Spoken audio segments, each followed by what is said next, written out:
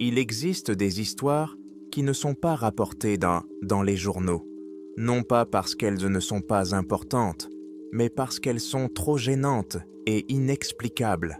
C'est l'histoire de la ville de Havenwood, dans l'État de l'Ohio, et de la façon dont 2017 personnes ont ensuite tout simplement disparu en une nuit, en juin 1963. Le plus étrange n'est pas qu'ils aient disparu, mais que les autorités ont fait comme si cette ville n'avait jamais existé.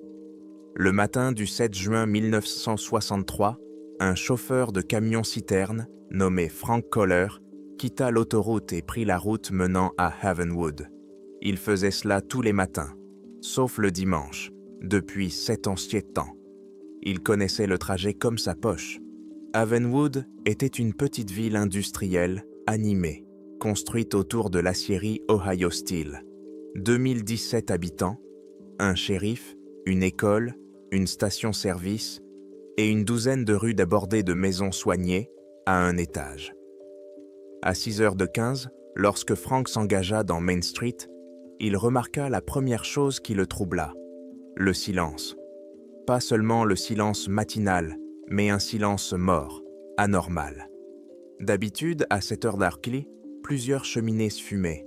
Déjà, quelqu'un promenait son chien et l'odeur du bacon s'échappait du snack-bar, chez Dave. Aujourd'hui, il n'y avait rien. Pas de fumée, pas de gens, pas d'odeur. On n'entendait même pas les oiseaux. Frank gara son camion devant l'épicerie Miller, comme à son habitude. La porte était fermée. Une pancarte, ouverte, était accrochée sur la porte. Il jeta un coup d'œil à l'intérieur. La lumière était allumée. La caisse était sur le comptoir, à côté du journal de la veille. Tout était à sa place, mais il n'y avait personne dans le magasin. Il continua son chemin dans la rue. Toutes les maisons semblaient comme si leurs habitants étaient sortis pour quelques instants. Devant l'une d'elles, un arroseur était en marche, arrosant l'herbe déjà détrempée. Devant une autre, le journal du matin, celui du 6 juin, était posé sur le perron. La porte était entr'ouverte. Frank hésita, puis la poussa et jeta un coup d'œil à l'intérieur. « Bonjour, il y a quelqu'un ?» appela-t-il. Pas un bruit. Il entra dans le salon. Sur la table basse, il y avait 2 tasses de café à moitié vides. Le café était froid. La télévision dans le coin affichait un tableau de réglage, mais on n'entendait aucun son. Dans la cuisine, une poêle avec des œufs au plat, durs et froids, était posée sur la cuisinière. Tout semblait s'être figé depuis la veille au soir. Frank vérifia 2 autres maisons. Le tableau était le même. Dans l'une d'elles, au 2e étage, dans la chambre d'enfant, un modèle réduit d'avion suspendu à une ficelle tournait au plafond. Il tournait grâce à un léger courant d'air provenant de la fenêtre ouverte. Dans le garage se trouvait la voiture familiale, les clés sur le contact. Dans le portefeuille, posé sur la table de la cuisine, Frank compta 63 $. Aucun signe de cambriolage ou de lutte, juste des maisons vides. Il retourna à son camion, les mains légèrement tremblantes. Il renonça à livrer le lait. Au lieu de cela, il se rendit dans la ville suivante, trouva une cabine téléphonique et appela le bureau du shérif du comté. Le shérif Jim Brody est arrivé 40 minutes plus tard. Âgé de 52 ans, il avait fait la guerre et ne croyait pas aux rumeurs alarmistes. Il était convaincu que les habitants de Havenwood célébraient une fête ou un événement important dont le chauffeur n'avait tout simplement pas connaissance. Accompagné de son assistant, un jeune homme nommé Pete, il entra dans la ville. Le silence décrit par Frank frappa immédiatement les 2 hommes. « Bon, allons voir ça », dit Brody en sortant de la voiture. Ils commencèrent à inspecter méthodiquement les lieux. Ils se rendirent d'abord au bureau du shérif local. La porte était fermée à clé. Brody n'eut aucun mal à ouvrir la serrure. À l'intérieur, tout était en ordre. Le registre des incidents était ouvert sur le bureau. La dernière entrée datait de la veille, le 6 juin, à 22h. Madame Henderson se plaint des aboiements du chien du voisin. J'ai discuté avec Monsieur Gable. Le chien est enfermé dans la maison. Dans l'armoire à fusil, 2 carabines et un fusil de chasse étaient à leur place. Tout était en ordre, à l'exception du shérif et de son unique adjoint. Ils se rendirent à l'école. Les salles de classe étaient vides. Des inscriptions à la craie étaient restées sur les tableaux. Dans une classe, des manuels d'histoire étaient ouverts sur les pupitres. Le sujet du cours, la crise des Caraïbes. Dans la cantine, des plateaux avec de la nourriture intacte, visiblement préparée pour aujourd'hui, étaient posés sur la table. Ils ont ensuite inspecté la mairie. Tous les documents étaient à leur place. Déclaration fiscale, certificat de naissance, permis de construire. Dans le bureau du maire, un document signé mais non envoyé concernant la réparation de la route était posé sur le bureau. Même le cachet du maire était à côté du tampon encreur. On aurait dit que le maire s'était évaporé sans avoir eu le temps de l'apposer sur le document. L'endroit le plus effrayant était l'hôpital local qui comptait 12 lits. Dans les chambres, les lits étaient soigneusement faits, mais vides. Dans le bureau du médecin, un dossier médical était ouvert sur la table, à côté d'un stéthoscope.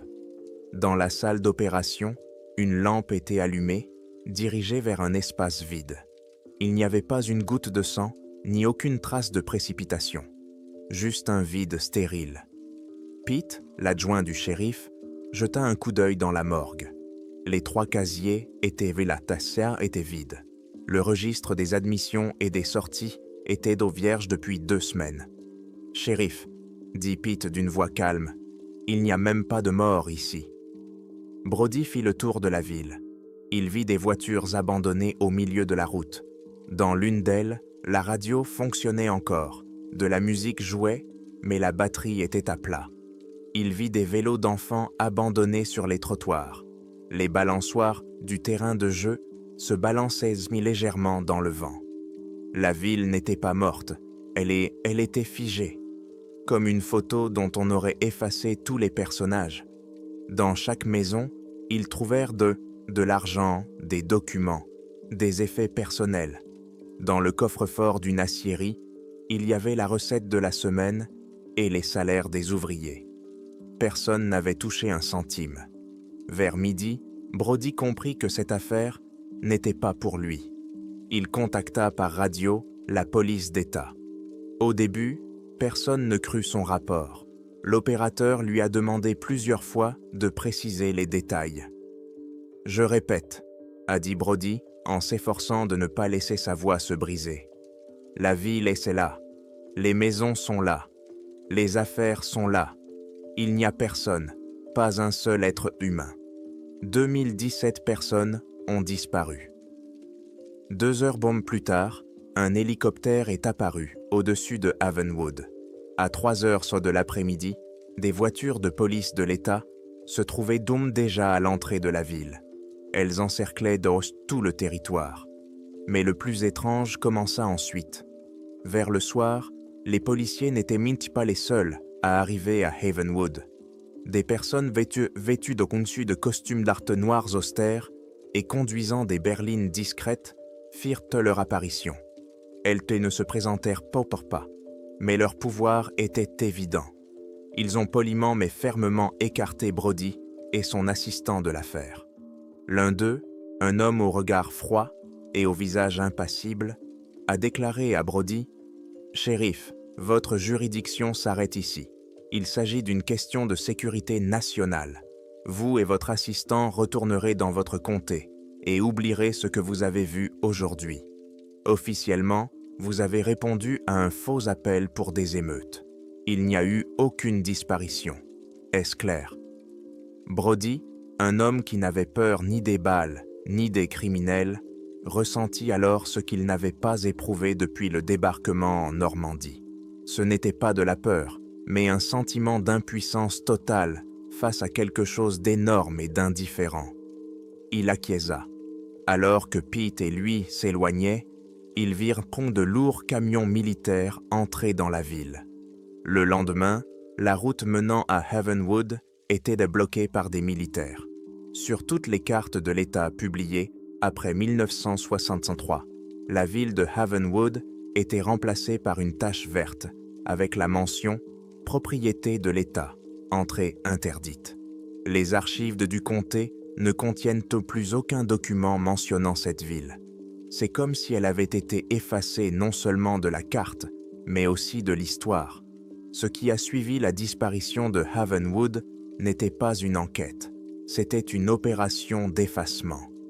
Dans les 12 heures qui ont suivi le départ du shérif Brody, une clôture temporaire en fil de fer barbelé a été érigée autour de Havenwood.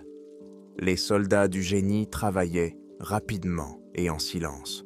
Tous les 100 mètres, une patrouille armée avait pour ordre de ne laisser entrer personne, ni les civils, ni la police locale, ni la presse. La raison officielle donnée aux curieux des villes voisines était une fuite dans l'entrepôt de produits chimiques d'une aciérie. Fuite, quarantaine, procédure standard. Le mensonge était simple et efficace. Personne ne souhaitait s'aventurer dans une zone où, selon les rumeurs, l'air était toxique. À l'intérieur du périmètre bouclé, des activités d'un autre genre se déroulaient. Des équipes que les militaires eux-mêmes appelaient les nettoyeurs sont entrées dans la ville. Ce n'étaient jamais pas des soldats ordinaires. Ils étaient vêtus de combinaisons entièrement hermétiques, équipés de systèmes de filtration de l'air, très similaires à celles qui seront plus tard utilisées pour travailler avec des matières radioactives. Leur tâche était simple et monstrueuse par nature, nettoyer méthodiquement la ville de toute trace de vie humaine. Ils se déplaçaient de maison en maison, de rue en rue, avec une efficacité froide et expérimentée. Ils rassemblaient d'abord tous les effets personnels, albums photos, lettres, dessins d'enfants, journaux intimes, vêtements, jouets, tout était rangé dans de solides sacs en toile. Personne ne lisait les lettres ni ne regardait les photos. Les objets étaient simplement catalogués, selon l'adresse de la maison d'où ils avaient été retirés, puis emportés dans des camions militaires vers une destination inconnue. Ensuite, c'était au tour des meubles et des appareils électroménagers. Tout ce qui pouvait raconter l'histoire de ses propriétaires était démonté et emporté. Lits, tables, chaises, postes de radio, téléviseurs. Les maisons étaient vidées, jusqu'aux murs nus. Ce travail a pris plusieurs semaines. Havenwood est passé d'une ville figée dans le temps à un décor vide et sans visage. En parallèle, le travail avec le monde extérieur se poursuivait. 2017 personnes ne pouvaient pas disparaître sans laisser de traces. Elles avaient donc des proches dans d'autres États, des amis, des partenaires commerciaux. Une campagne de désinformation à plusieurs niveaux a été mise en place à leur intention. Il n'y avait pas une seule version officielle. Différentes informations étaient communiquées à différentes personnes afin d'éviter toute comparaison. La famille d'un ouvrier d'une usine d'un autre État pouvait recevoir un appel lui annonçant que leurs proches avaient participé à un nouveau programme gouvernemental de réinstallation sur la côte ouest lié à l'industrie de la défense. Une clause de confidentialité était signée et un contact serait établi ultérieurement. Le propriétaire d'une entreprise qui faisait affaire avec un magasin de Havenwood a reçu une lettre officielle l'informant de la liquidation de sa société partenaire pour cause de faillite. Toutes les lignes téléphoniques menant à la ville ont été coupées.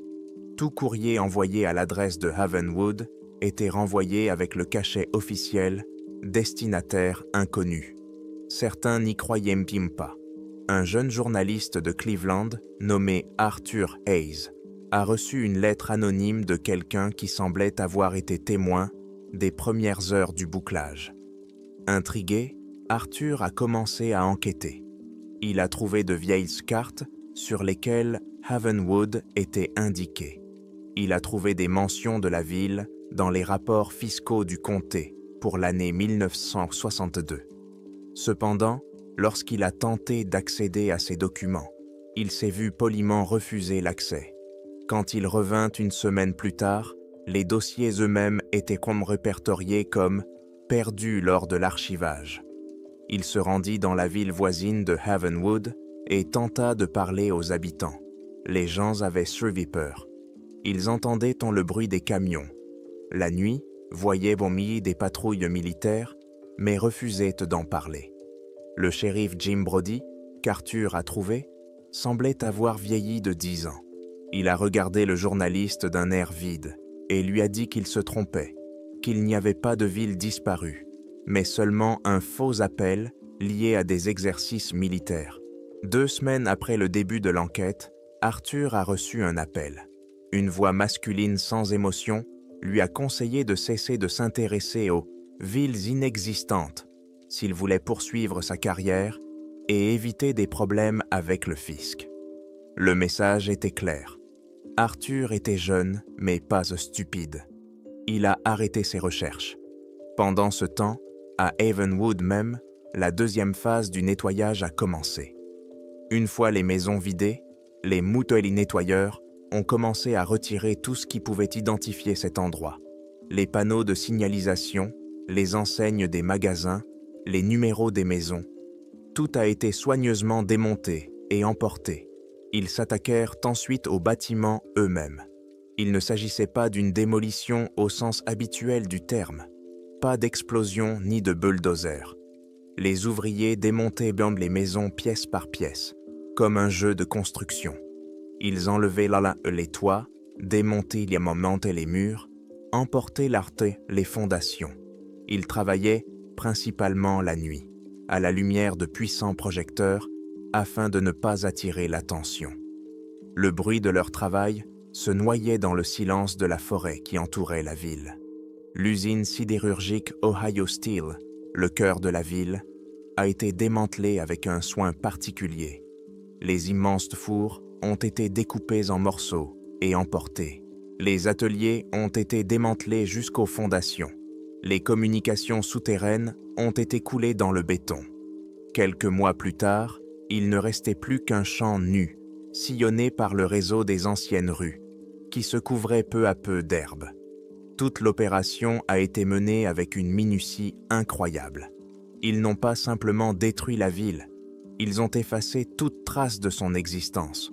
Le shérif Brody a pris sa retraite 1 an après les événements de Havenwood. Il n'a jamais révélé à personne les détails de ce qu'il avait vu. Son assistant Pete a été muté dans un autre état. Frank Coller, le chauffeur du camion de lait, premier témoin, est décédé dans un accident de voiture 6 mois après ce matin-là. L'accident a été classé comme accidentel. Il ne reste aucune trace officielle de l'opération « Lastic », comme l'appelaient ses participants.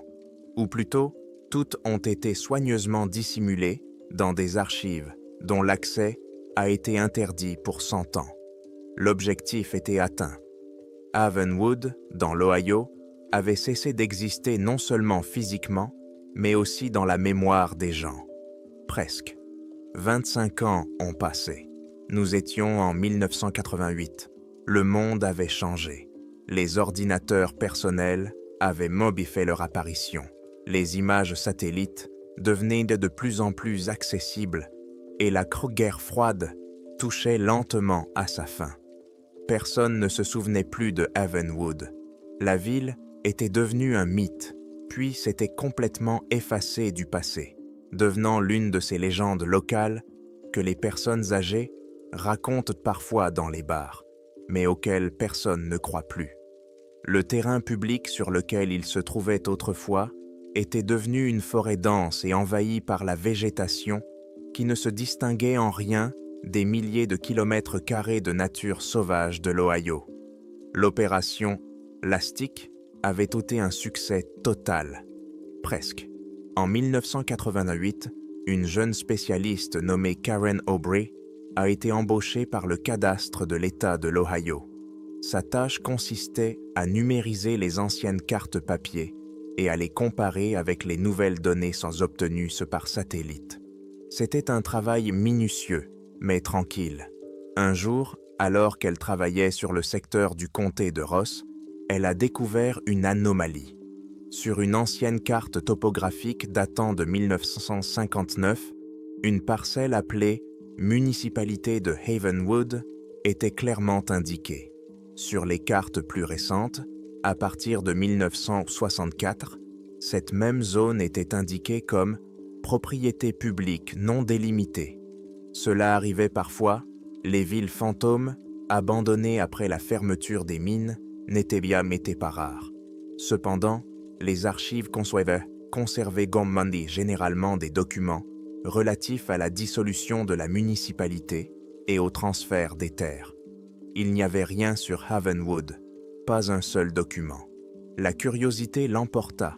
Karen demanda des images satellites haute résolution de cette zone. À première vue, c'était une forêt ordinaire. Mais lorsqu'elle appliqua un filtre infrarouge et passa l'image dans un programme d'analyse du relief, un quadrillage à peine visible apparut à l'écran. Des lignes droites se croisant à angle droit. C'étaient les traces de rue. Le programme a également mis en évidence plusieurs dizaines de rectangles réguliers, vestiges de fondations cachées sous une couche de terre et de végétation. La forêt avait poussé sur le squelette de la ville. Karen a commencé une enquête informelle pendant son temps libre. Elle passait des heures dans les archives de Public à consulter des microfilms d'anciens journaux. Elle trouva plusieurs mentions de Havenwood dans des articles antérieurs à 1963, des comptes rendus de matchs de baseball scolaires, une publicité pour un magasin local, une nécrologie. Après l'été 1963, plus rien. La ville semblait avoir disparu des pages de l'histoire. Elle a essayé de retrouver d'anciens habitants à partir des noms figurant dans les anciens articles. Le système de sécurité sociale ne fournissait aucune information sur aucun d'entre eux après 1963. Aucun certificat de décès, aucun changement d'adresse. 2017 personnes avaient cessé d'exister pour l'administration publique au même moment. Ces recherches l'ont finalement conduite à un nom qui est apparu dans plusieurs discussions fragmentaires sur les premiers forums Internet consacrés aux théories du complot. Arthur Hayes, ancien journaliste. Karen l'a retrouvé. Il vivait dans une petite maison sur la côte de l'Oregon, écrivait des romans policiers de bon marché et buvait beaucoup. Lorsque Karen l'a appelé et a prononcé le mot « Havenwood », il est resté silencieux pendant près d'1 minute. Puis il a dit doucement « Laissez tomber, vous ne trouverez que des ennuis ». Mais Karen a insisté. Elle lui a envoyé des copies sur des cartes et des images satellites qu'elle avait trouvées. 1 semaine plus tard, il a sûrement rappelé. « Il y a une personne à qui vous devriez parler », a-t-il dit. Il s'appelle Raymond. Il était chauffeur de camion dans l'armée à l'époque. Il m'a retrouvé récemment. Il m'a dit qu'il avait un cancer et qu'il voulait parler avant qu'il ne soit trop tard. Raymond vivait dans un parc de mobile homes en Arizona. Il avait près de 70 ans, était maigre et avait du mal à parler, s'arrêtant constamment pour tousser. Il ne connaissait pas Karen et ne lui faisait pas confiance, mais le nom d'Arthur Hayes lui a ouvert la porte. Il a accepté de parler, mais sans enregistreur. Il ne savait pas ce qui était arrivé aux gens. Cependant, il a raconté en détail ce qui était arrivé à leur ville. En juin 63, son unité avait été mise en état d'alerte. Ils avaient été transférés dans l'Ohio, dans un site classé secret. Ce site s'était avéré être une ville déserte. On nous a dit qu'il y avait eu une fuite d'un gaz neurotoxique expérimental dans une usine, avait déclaré Raymond en regardant par la fenêtre le désert. On nous a dit que tous les habitants avaient été évacués et que la ville devait être entièrement détruite pour éviter toute contamination. On nous a ordonné de ne poser aucune question et de ne parler à personne de ce que nous voyions. Raymond et des dizaines d'autres chauffeurs faisaient tous la même chose. Ils arrivaient devant des maisons vides, où des personnes vêtues de combinaisons hermétiques qu'ils n'avaient jamais vues, sans masque, sortaient des sacs et des caisses qu'ils chargeaient dans leurs camions. Nous transportions de tout, a-t-il poursuivi. Des meubles, des vêtements, des livres. Je me souviens d'un trajet. La benne de mon camion était remplie uniquement de vélos pour enfants. Rouges, bleus, avec des rubans sur le guidon. Nous les avons transportés pendant 3 jours sans nous arrêter, en nous relayant au volant. Nous avons roulé vers l'ouest, en direction du Nevada. Là-bas, au milieu du désert, un immense trou avait été creusé. Il était aussi grand que plusieurs terrains de football. Nous nous sommes simplement approchés du bord et avons déversé tout le contenu de nos camions. Tout ce qui provenait de cette ville était jeté là-bas. Ensuite, des bulldozers sont arrivés et ont tout rasé. Raymond fit une pause. Le plus étrange, pendant toutes les semaines où nous avons travaillé là-bas, nous n'avons vu aucun corps. On nous a parlé d'une évacuation, mais les affaires que nous emportions, elles ne ressemblaient pas à celles de personnes évacuées. Il y avait de la nourriture sur les tables, il y avait des mégots frais dans les cendriers. C'était comme si tout le monde s'était simplement levé et était parti en 1 seconde. Et encore une chose, des personnes en combinaison. Elles travaillaient à l'intérieur des bâtiments, mais lorsqu'elles sortaient dans les affaires, elles passaient par des pulvérisateurs, une désinfection. Mais les chargements que nous transportions n'étaient pas traités. Nous roulions dans des cabines normales, sans aucune protection. S'il y avait eu des gaz dangereux, nous aurions été les premiers à être intoxiqués. Cette histoire de fuite était un mensonge. Je l'ai compris à ce moment-là, mais j'avais peur d'y penser. Karen l'écoutait et les détails se assemblaient pour former un tableau effrayant. L'opération n'avait pas pour but de dissimuler les conséquences d'une catastrophe. Il n'y avait pas eu de catastrophe au sens habituel du terme. Il n'y avait eu ni explosion, ni fuite, ni épidémie. Car tout cela laisse des traces, cela laisse des corps. Et à Havenwood, il n'y avait pas de corps. Les autorités avaient été confrontées à quelque chose d'autre, à un événement qui ne laissait aucune trace, à l'exception de la plus grande des preuves. Un vide soudain et total. Et ce vide les avait tellement effrayés qu'ils avaient dépensé des ressources colossales, non pas pour dissimuler les cadavres, mais pour effacer le souvenir des vies qui avaient été vécues. Raymond a terminé son récit. Il a dit que c'était tout ce qu'il savait. Il n'en avait jamais parlé à sa famille. La plupart des hommes qui travaillaient avec lui étaient mais déjà morts. Le gouvernement savait bien garder les secrets. En partant, Karen comprit qu'elle était proche de la vérité, mais qu'en même temps, elle s'en éloignait. Elle savait désormais comment Havenwood avait été rayé de la carte.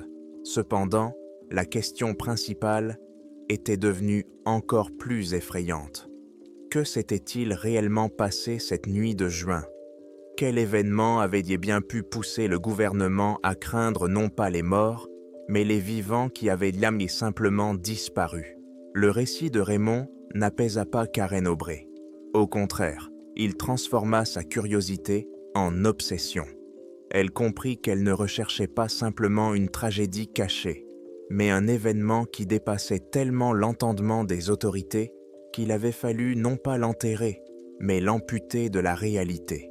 Elle quitta son emploi au cadastre et trouva un poste dans des archives privées, ce qui lui donna accès à un plus large éventail de bases de données, notamment aux archives scientifiques et universitaires, numérisées, qui commençaient à apparaître sur Internet au milieu des années 90.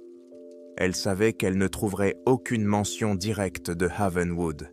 Il fallait chercher en périphérie, rechercher des anomalies qui coïncidaient dans le temps et dans l'espace. Elle alla tout passer en revue. Les rapports sismiques des 6 et 7 juin 1963. Aucune activité dans l'Ohio. Les bulletins météorologiques. Une nuit claire, comme d'habitude.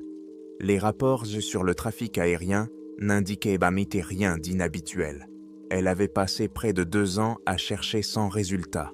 La réponse se trouvait là où elle s'y attendait le moins, dans les vieux registres poussiéreux de l'Observatoire radioastronomique de Green Bank, en Virginie occidentale.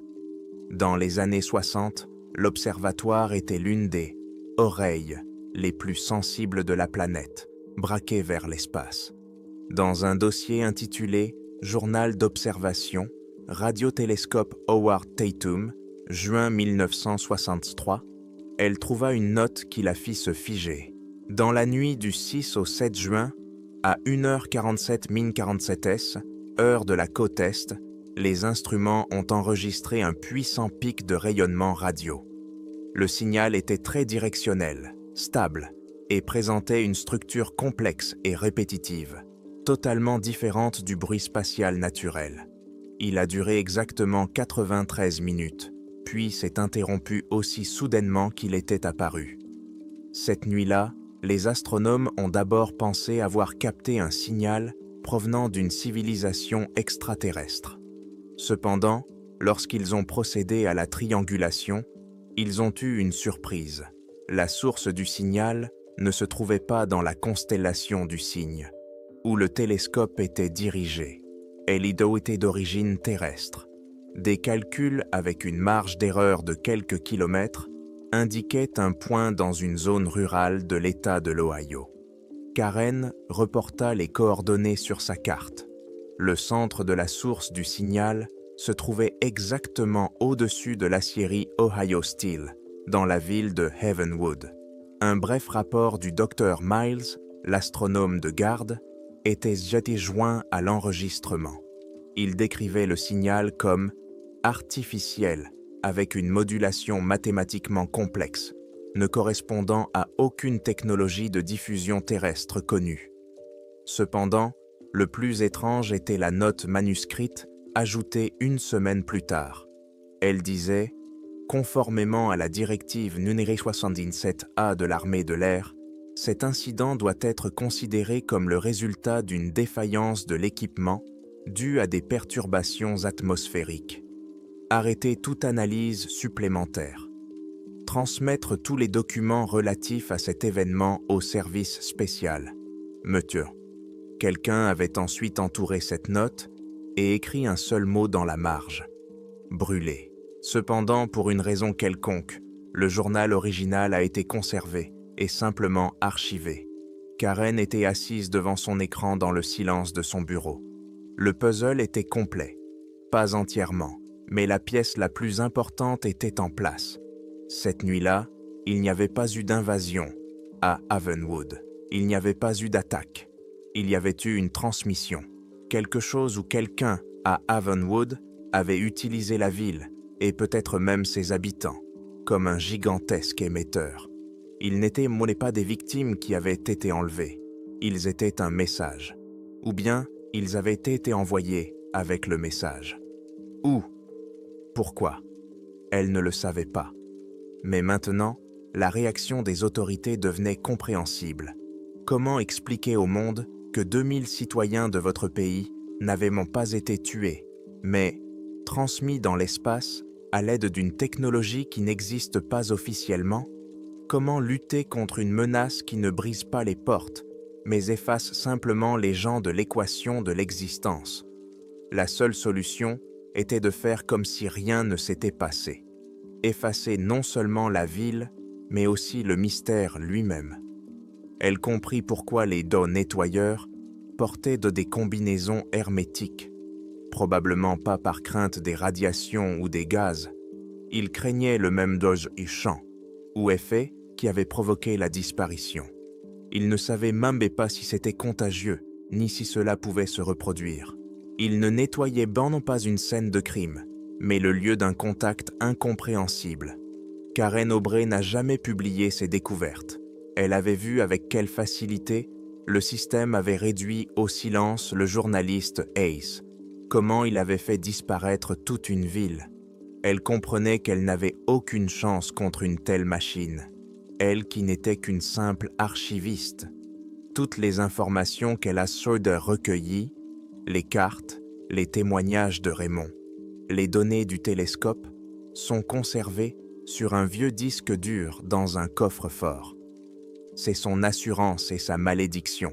Le territoire où se trouvait autrefois Havenwood reste sous contrôle fédéral. En 2004, Eiledat a été transférée au ministère de l'Énergie. Aujourd'hui, elle abrite un site appelé Station de surveillance géologique et électromagnétique profonde. Le site est toujours en activité. Aucun rapport sur son fonctionnement n'a été publié dans le domaine public.